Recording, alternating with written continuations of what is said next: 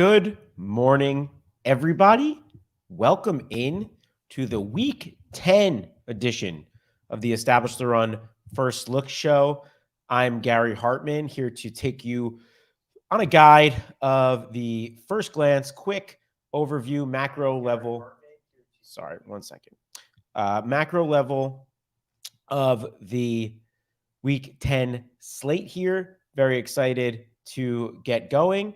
We are officially, as I mentioned last week, now over the halfway point of the regular season. We're into double digits on our weeks here, and we're still in smaller slate territory. Last week was one of our smallest slate of the season at 10 games, and we have another 10 game slate for you here. And that includes a bunch of teams on buys. It's the Ravens, Bengals, Patriots, and Jets, as well as a bunch of teams on primetime games. The Falcons and Panthers are Thursday night. Seahawks, Buccaneers are Sunday morning, I believe, in Germany. Chargers, 49ers, Sunday night. Commanders and Eagles, Monday night. Am I still echoing, Louis? Please let me know. I did notice that at first, so I was trying to fix something. Appreciate you giving me the heads up. Let me know if I am still echoing. If not, I'm going to continue to go here. So not as many mainstream teams off this slate, but we do have the Ravens and Bengals off this slate. So no Burrow and Lamar, as well as no Jalen Hurts, no Justin Herbert. So some important teams off the slate for sure. Other than that, definitely some bigger teams back on the slate, but it looks like once again, we don't have too many high game totals, over-unders, like just games that we look right off the bat that we want to attack. And looks like the pricing is going to be pretty tight from DraftKings once again. So, all things to consider here as we dive in. Other than that, no major takeaways. We'll talk through it as we go. I think it's a struggle to find value on this slate, almost at every position, especially though at quarterback and running back. So we'll talk about that. But yeah, let's dive right in here. So quarterback, obviously, Josh Allen, Patrick Mahomes leading the way. Mahomes back on the main slate after a Sunday Night Football performance against the Titans, in which he performed pretty well, despite the Titans being in that game till the very end. A lot of that might be the reason, because he threw the ball 68 times, which is just absurd. Got over 400 yards in the air, did rush for a touchdown, did have a passing touchdown as well. Certainly will take that for sure. I think this is a pretty good spot for him against the Jaguars. And this is actually the highest game total on the slate. Jaguars Chiefs is 50.5 right now. The only game to have over 50 points at the time of this recording at the very least. So I think Mahomes is definitely a great option, especially because you do get a $700 discount on Josh Allen. And I do think the Josh Allen spot's pretty good. Against the Vikings here, that's a 46.5. Vikings are 7-1.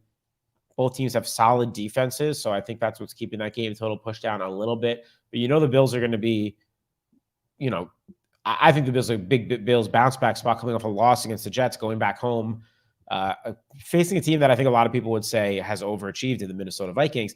The problem here is tweaked his elbow. His ulnar collateral ligament, and apparently he might be limited. So that's definitely concerning, especially when it's a tight price slate and you're looking not to spend up as much. I'll be going there in MME sets, like in large field, GPP, mass entry. I'll still be going there, but I understand the concern for sure. As you go under there, I think I'm less interested in Kyler this week. I was all over Kyler in the Seattle game last week. He still just didn't get it done for us here. I mean, he's still scoring as a top 6-7 quarterback in fantasy but that's better for season-long stuff. We're not seeing the ceiling right now in DraftKings, and now he gets a tougher matchup going into LA to face the Rams.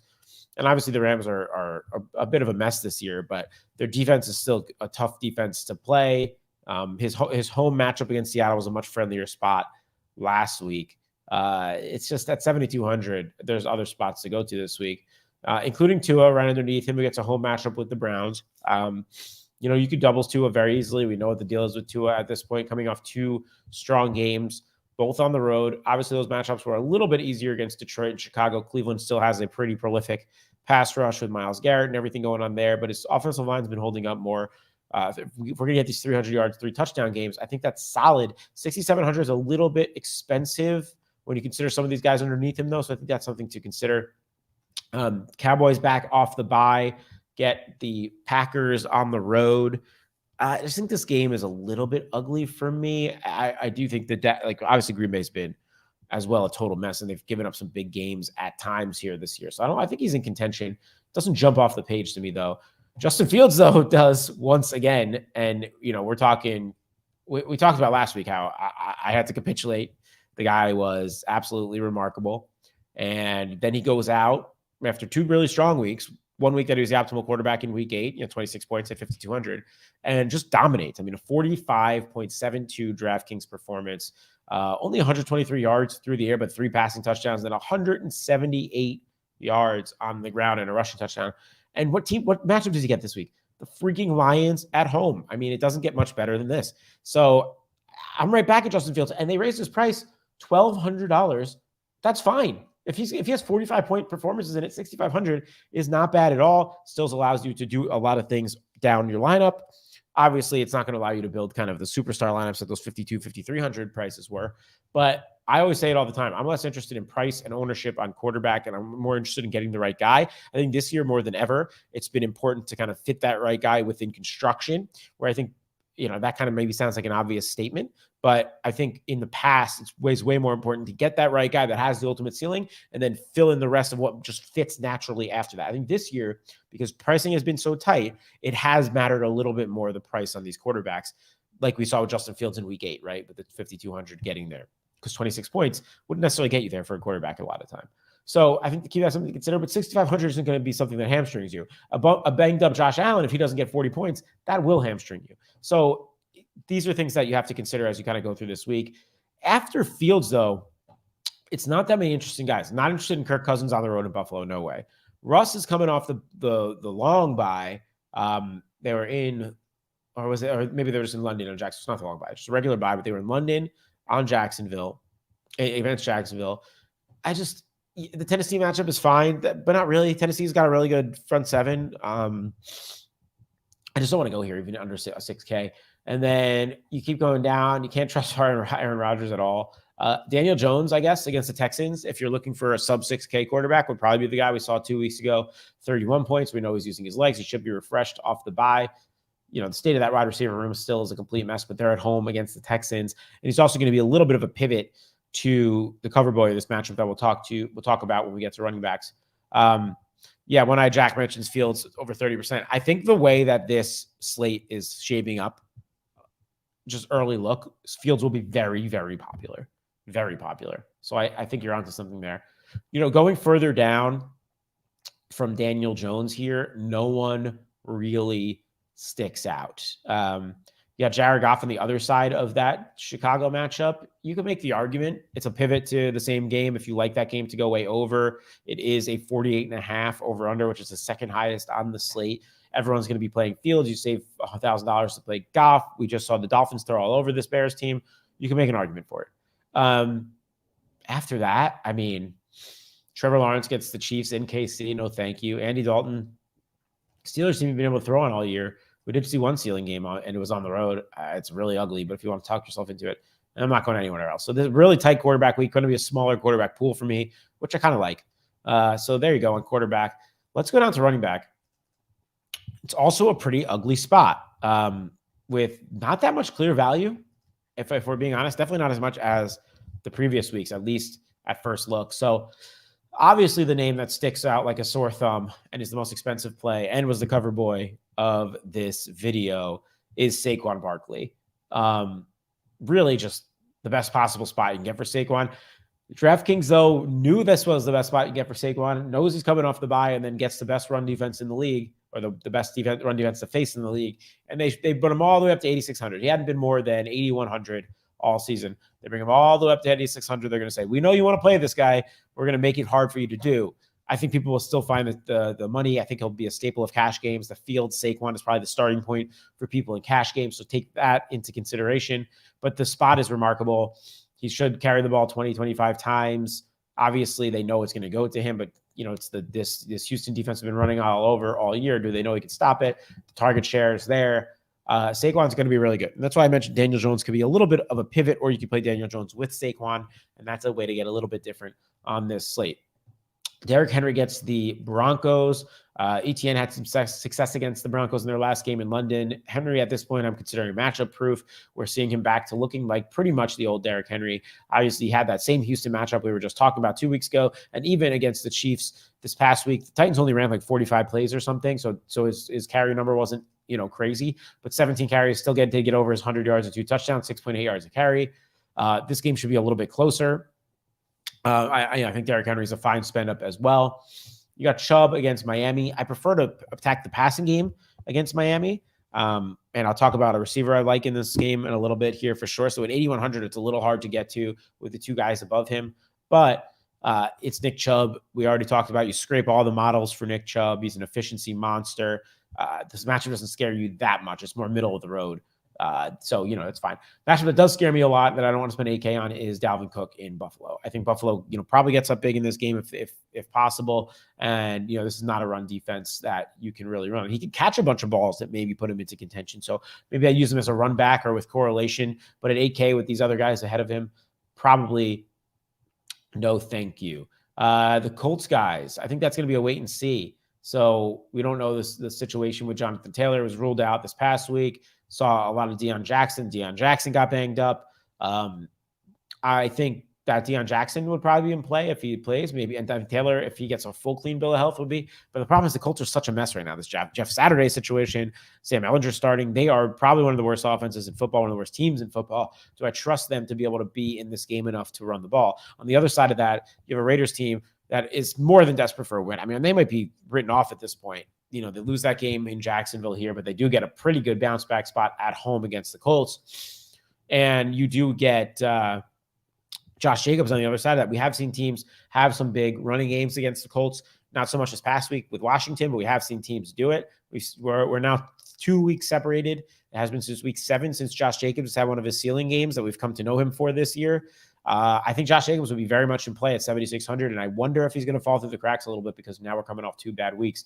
So I think Josh Jacobs is actually okay, as is Alvin Kamara against the Pittsburgh Steelers. Pittsburgh Steelers defense has not been fantastic this year. I don't know if any discipline's coming for him right away after that video did surface, or if that's going to keep getting pushed back. Wasn't able to get much going last night, where Baltimore was kind of dominating that game from start to finish. So I don't know. This game should be a better game script for Kamara. So also somebody that won't be very owned. And then you get to this spot where there's a ton of split backfields that we're going to talk about in a second. I guess let's talk about ETN first for a second. This is a pretty good ETN spot once again. He actually wasn't that efficient in this past game, but he did get it done just on grinding and finding the end zone twice. 3.9 yards per carry, or full 3.9 yards per carry. But, clearly this role is just absolutely elite now. 2 straight weeks of over 24 carries, is getting his pass game work. Not so much, 2, 3, 4 targets a game, but is finding the end zone. This is his first inefficient week in a while. I don't think this matchup is terrible. The scare here is that KC gets up big and Gabe's group gets away, but then hopefully he's just catching some more balls. It seems like they commit to the run and they try to stay committed to the run. ETN's a good play, even at the raised price of 7,100. And then we get to this spot where, excuse me, I'm battling a little bit of a cold here. Get to the spot where we have a ton of split backfields that are kind of hard to figure out. So first we got Green Bay. Aaron Jones, A.J. Dillon. Aaron Jones looks like there was a report yesterday that he should be able to go next week after leaving that game early with an ankle injury. It's a Dallas game at home. I mean, I think they're going to use these guys a lot. Dallas's front 7 is strong, though. I don't think you can run on them very easily. It's not the best spot in the world. And then you got on the other side of that game, Pollard, Zeke. So Pollard now is 500 more than Zeke after just absolutely dominating in this week before the bye against the Bears. And that matchup we knew was really strong. Zeke's questionable. Didn't practice yesterday. My guess is he might miss one more game here. I think that would put Pollard firmly on the radar. The Lions didn't have much success running against the Packers in this past week. I don't know how that game's going to go, but I think Pollard would come through with a little ownership if it's his own backfield. So I think take that in mind. And then the Lions guys also get a really good matchup here against the Bears. Really good. And we've seen teams run on the Bears. Pollard was one of them 2 weeks ago.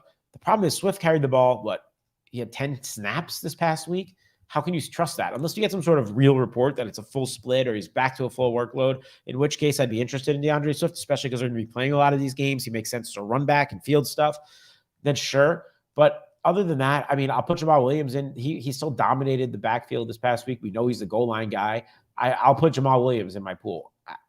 But, again, these are max one spots. There's a lot of question marks around the split. And then another one of those splits is right in that same game as well. David Montgomery and Khalil Herbert, which is a great matchup on the ground.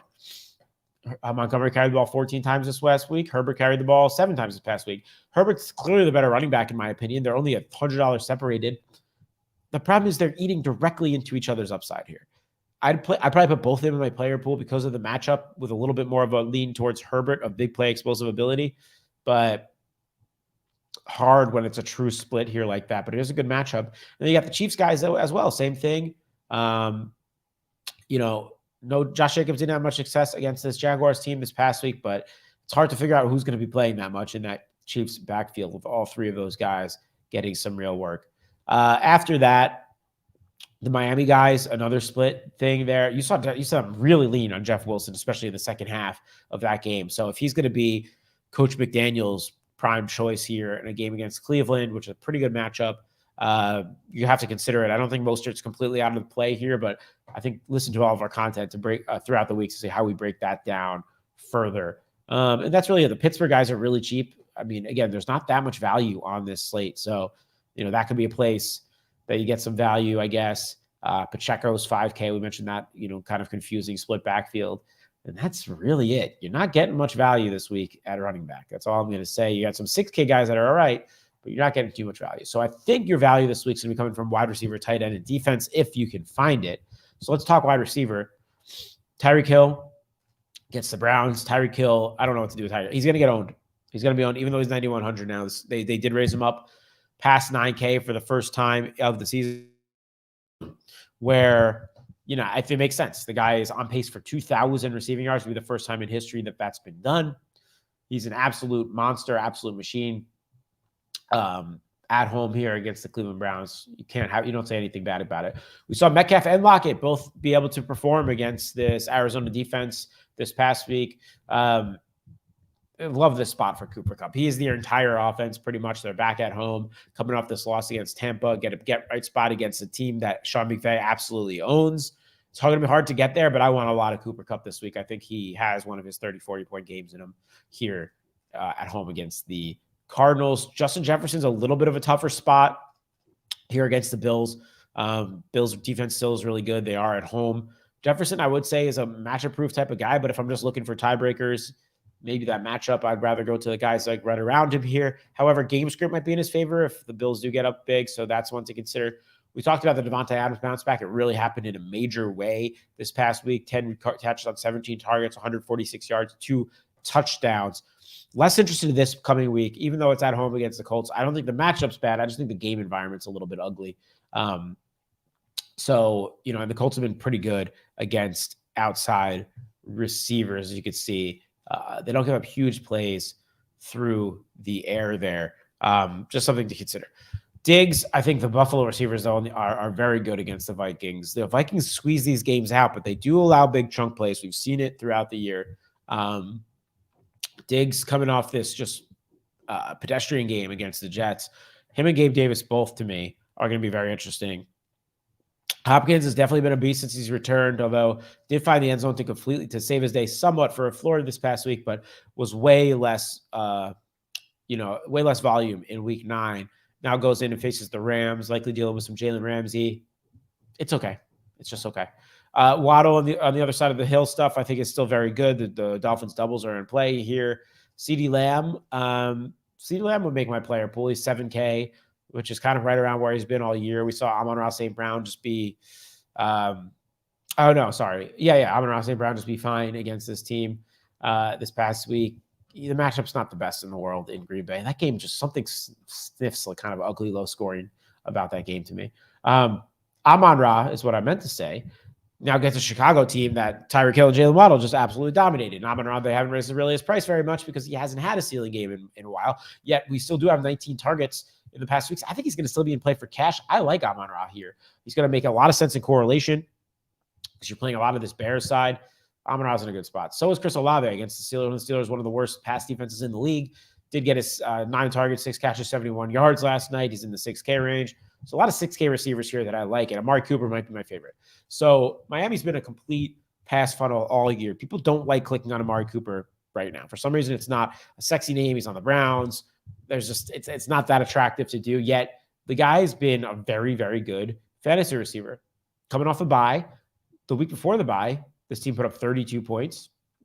Had 5 catches for 130 yards and a touchdown. That was his 4th game over 20 points this year. His target share is elite. You see these 12s, 11s, 10s in there. He's only 6,500 against the Dolphins team we've been throwing over all year. Mooney just had some success against them. Fields was able to throw the ball a little bit against them, but teams have been able to throw on them all year. I think Amari Cooper is a very good play this week, as is Gabe Davis. I mean, we're getting, now it's been a while since one of these spike weeks. But we know the spike weeks come and they take their shots to him, and the Bills' offense should be more efficient. If we get a little bit of a clearer picture on Josh Allen's elbow, that's the concern there, but he's definitely in play. I don't really want to go much to these Colts receivers as the offense currently constitutes, so I'm kind of out on Pittman. Lazard gets the Cowboys.